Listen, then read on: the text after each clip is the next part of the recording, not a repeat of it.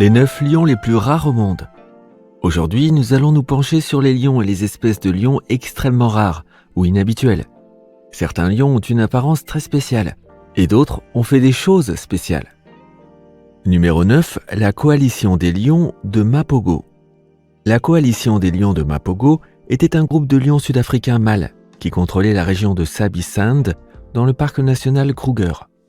La coalition est devenue célèbre pour son énorme pouvoir et sa domination spectaculaire sur une superficie d'environ 70 000 hectares.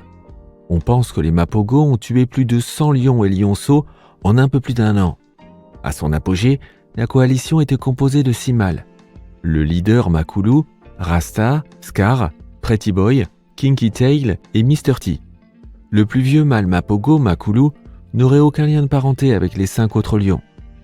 Dans les premiers mois de l'année 2006, les 5 jeunes lions et Makulu ont quitté leur groupe. Ils devaient désormais se battre par eux-mêmes. Mais ils augmentaient leurs chances de survie en restant ensemble. En grandissant, ils ont pu abattre de grandes proies comme des hippopotames, de jeunes rhinocéros et même des girafes. Pendant la chasse aux buffles, Kinky Tail et Mr. T étaient souvent très agressifs. À plusieurs reprises, le groupe est entré en contact avec d'autres groupes de lions, mais a réussi à les pourchasser ou à tuer les autres mâles alpha.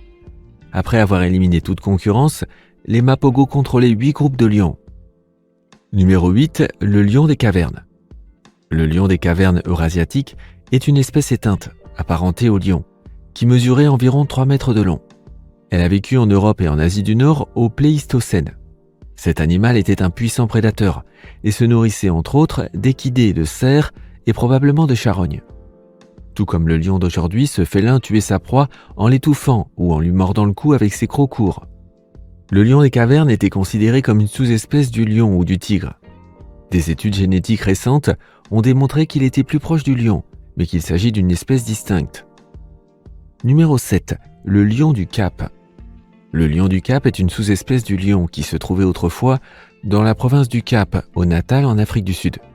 On dit que les mâles avaient des crinières très épaisses, de couleur sombre, qui leur couvraient la tête, le cou, la poitrine et tout le ventre. Depuis l'année 1865, aucun lion du Cap n'a été aperçu. Un spécimen empaillé est exposé au musée de Wiesbaden et un autre est conservé dans le musée naturaliste de Leyde. Les visiteurs ne peuvent le voir qu'accompagnés d'un guide. Le lion du Cap était décrit comme très grand, avec des oreilles présentant une bordure noire et une crinière noire, qui s'étendait au-delà des épaules et sous le ventre. Le zoologiste américain Edmund Heller a décrit le crâne du lion du Cap comme étant en moyenne plus long d'au moins 25 mm que celui des lions équatoriaux, bien qu'il soit relativement étroit. Il considère que le lion du Cap est clairement plus grand que les autres lions d'Afrique. Numéro 6, Sizanani. Sizanani faisait partie d'une portée de plus de 20 petits. Mais en décembre 2007, le père de Sizanani a été tué par la légendaire coalition de lions Mapogo. De nombreux lionceaux ont été victimes de ces attaques, tout comme plusieurs lions adultes d'ailleurs. Le frère de Sizanani a subi une blessure grave à la hanche et il l'a aidé à survivre. C'est de là qu'il tire son nom, car Sizanani signifie « travailler ensemble ». Fin 2012, son frère a été tué par d'autres lions. Sizanani s'est alors enfui vers le nord. Il a acquis une notoriété légendaire dans la région, car il réussissait à tuer des buffles adultes tout seul. En août 2013, il a donné naissance à sa première portée de petits. Malheureusement, elle a été tuée par d'autres mâles. Sizanani a alors disparu, et tout le monde a commencé à supposer qu'il était mort. Et puis, du jour au lendemain, il a fait son retour. En septembre 2014, il est réapparu après des mois d'errance en solitaire, ce qui lui a valu son surnom de lion fantôme. Numéro 5, l'hygre. Le lygre est issu du croisement entre un lion mâle et une femelle tigre. Les lygres connus à ce jour sont nés de la manipulation de l'homme, soit génétique, soit en plaçant tigre et lion dans un même enclos. Dans la nature, les lions et les tigres ne se trouvent généralement pas dans la même région. Un lygre ressemble à un grand lion avec des rayures de tigre. Comme les tigres et contrairement aux lions, les lygres aiment nager. Comme de nombreuses espèces hybrides, les lygres deviennent plus grands que les 2 animaux parents. Tous les lygres mâles connus à ce jour sont stériles. Les femelles lygres sont généralement fertiles et peuvent se reproduire avec un tigre ou un lion. Numéro 4, lion blanc. Le lion blanc est une mutation de couleur rare du lion. On pense que les lions blancs étaient originaires de la région de Timbavati en Afrique du Sud. Les lions blancs ne sont pas albinos. Leur couleur blanche est causée par un trait récessif, appelé leucisme, dérivé d'une mutation moindre dans le gène qui cause l'albinisme. Ils vont du blond au presque blanc, et cette coloration ne semble pas nuire à leur survie. À partir des années 1970, les lions blancs ont été retirés de leur environnement sauvage et envoyés dans des zoos et des cirques du monde entier. Après 1992, aucun lion blanc adulte n'a été vu dans son habitat naturel. Le Global White Lion Protection Trust a donc commencé en 2004 un programme de réintroduction des lions blancs dans leur habitat naturel. La progéniture de lions blancs en captivité a été graduellement intégrée à des populations de lions jaunes nés à l'état sauvage. 3 troupeaux de lions blancs à haute intégrité génétique ont été établis avec succès et chassent de manière autosuffisante dans leur habitat naturel. Numéro 3. Le lion d'Éthiopie. Une équipe de chercheurs internationaux a fourni les premières preuves ADN complètes que les lions du zoo d'Addis Abeba en Éthiopie sont génétiquement uniques. Bien qu'on ait constaté depuis longtemps que certains lions d'Éthiopie ont une grande crinière sombre, couvrant la tête, le cou et la poitrine jusqu'au ventre, et qu'ils sont également plus petits et plus compacts que les autres lions, on ne savait pas jusqu'à présent si ces lions représentaient une population génétiquement distincte. Il y a 20 lions qui vivent dans le zoo d'Addis Abeba, la capitale de l'Éthiopie. Ces lions appartenaient à la collection du défunt empereur d'Éthiopie, Haïlé Sélassié. Il a fondé le zoo en 1948 et on pense que les 7 premiers lions, 5 mâles et 2 femelles, ont été capturés dans le sud-ouest de l'Éthiopie. L'équipe de chercheurs a montré que ces lions en captivité sont génétiquement différents de toutes les populations de lions connues. Les chercheurs ont comparé des échantillons d'ADN de 15 lions du zoo d'Addis Abeba, 8 mâles et 7 femelles, avec des races de lions à l'état sauvage. L'équipe de chercheurs recommande la mise en place d'un programme d'élevage en captivité, comme premier pas vers la conservation de cette population réellement unique. Numéro 2. Le lion de Barbarie. Le lion de Barbarie, ou lion de l'Atlas, était un lion d'Afrique du Nord qui a disparu à l'état sauvage. Il existe des spécimens connus en captivité, supposés être des lions de l'Atlas ou des descendants. Ce lion a vécu dans toute l'Afrique du Nord, du Maroc à l'Égypte.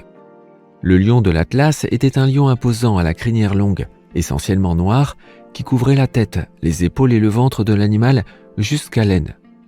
L'arrière de sa tête était élevé, il avait des jambes courtes et une poitrine profonde. Le lion de l'Atlas était la plus grande race de lions.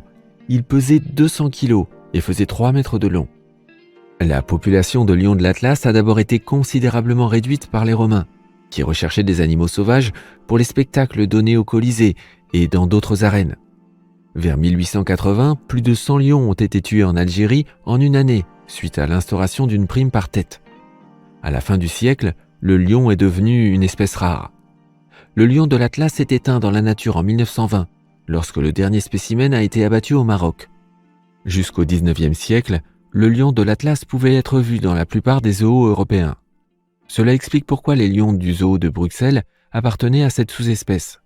Les lions du zoo de Témara à Rabat au Maroc et certains autres lions d'autres zoos ailleurs dans le monde présentent encore les caractéristiques du lion de l'Atlas. Un projet ambitieux a été lancé pour déterminer quels animaux étaient génétiquement les plus semblables au lion de l'Atlas. L'objectif est de mettre en place un programme de réintroduction de la sous-espèce. Le lion de Barbarie est l'emblème du royaume du Maroc. Les joueurs de l'équipe marocaine de football sont d'ailleurs surnommés les lions de l'Atlas.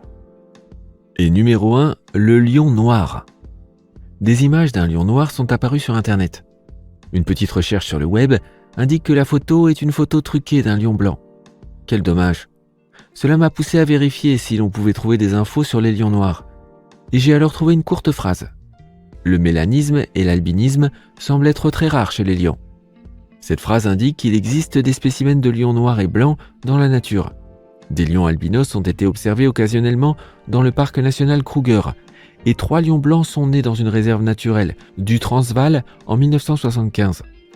Quelles sont les données disponibles sur les observations de lions noirs ? Apparemment, au milieu du 19e siècle, on a signalé l'existence d'un lion persan qui était brun très foncé et en partie presque noir. Malheureusement, il n'y a plus de lions en Iran. Le dernier est mort en 1941. Il semble qu'un lion partiellement noir soit né au zoo de Glasgow en Écosse.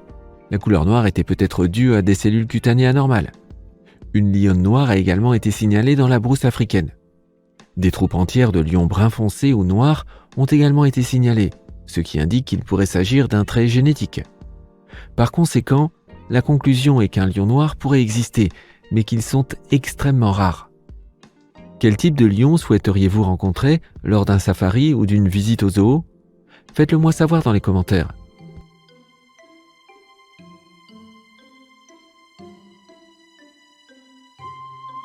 Si tu as aimé, alors like, partage et abonne-toi. N'oublie pas d'activer les notifications pour être sûr de ne rater aucune de nos prochaines vidéos. Tu peux aussi nous aider à faire vivre la chaîne, par exemple en nous payant un café. Tu trouveras tous les liens dans la description. Enfin, tu peux également laisser en commentaire des histoires superbes, des liens, des images ou des vidéos. Peut-être que tu auras la chance qu'on les diffuse sur la chaîne. À très bientôt pour d'autres moments de curiosité et d'émerveillement.